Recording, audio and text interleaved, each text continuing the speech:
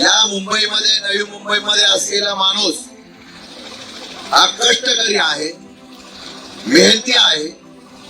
या लोकांना सिडकोने अल्पभूधारक म्हणून जी योजना आणली, त्या योजनेमध्ये या असलेल्या आपल्या लोकांना जी लॉटरी लागली त्यामध्ये 5% माथाडी कामगार पण आहेत.